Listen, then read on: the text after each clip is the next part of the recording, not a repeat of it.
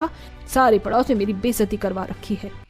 अब आए दिन दुकान में सोने के वक्त देर रात ग्राहक आने की वजह से रोज रोज रिया की नींद खराब हो रही थी और अब तो अपनी सास की बातें सुनकर उसे रहा ही नहीं गया और वो अपने गुस्से को बरसते हुए अपनी सास से कहती है, तो और क्या करूं सासू माँ, सारी रात तो दुकान में पता नहीं किस किस तरह के ग्राहक आते रहते हैं, जिस वजह से मैं पूरी रात सो नहीं पाती हूँ और जब मैं सो ही नहीं पाऊंगी तो सुबह उठूंगी कैसे।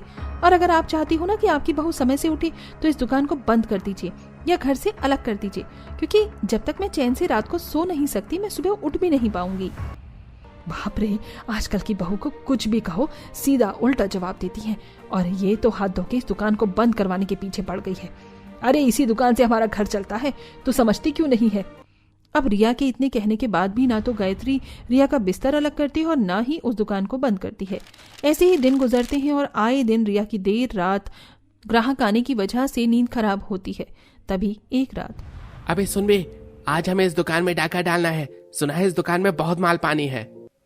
अबे यहाँ डाका डालना खतरे से खाली नहीं है। मैंने सुना है दीपक नाम का लड़का अपनी पत्नी के साथ यहीं इस दुकान में सोता है। अगर वो लोग जगे हुए तो खामखा थाने के चक्कर काटने पड़ जाएंगे।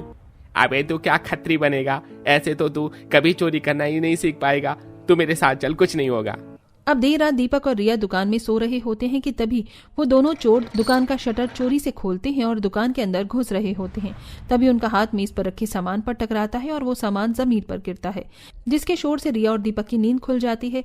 तभी रिया चिल्लाना शुरू करती है, चोर चोर, माँ जी पिताजी जल्दी आइए, यहाँ ये देखिए दुकान में चोर घुस आए हैं। रिया की आवाज सुनकर पूरा परिवार दुकान में इकट्ठा हो जाता है। चोर को देखते ही कोमल फटाफट पुलिस को फोन करती है और कुछ ही देर में पुलिस दुकान में हाजिर हो जाती है। अरे तुम लोगों को एक बार में समझ नहीं आता ना, चलो थाने में, तुम्हारी 24 घंटे का रिमांड लगवाता हूँ, तब तुम लोगों की अकल ठिकाने आएगी। अब पुलिस दोनों चोर को वहां से लेकर चली जाती है। तभी रिया गुस्से में भड़कती हुई अपनी सास और ससुर से कहती है, देख लीजिए माँ जी, इसलिए मैं आपसे कहती थी कि दुकान को घर से अलग कर दीजिए। घर में ही दुकान को रखने की वजह से तरह तरह के कस्टमर आते हैं और गंदी नजरों से शरीफ घर की बहू बेटियों को निहारते हैं। और आज तो हद ही हो गई, आज तो दुकान में चोर आ गए। सोचिए अगर कोई हादसा हो ही जाता तो। हाँ बहू, तू सही कह रही है। अगर तेरी हमने ये बात पहले मान ली होती तो आज हमें ये दिन नहीं देखना पड़ता।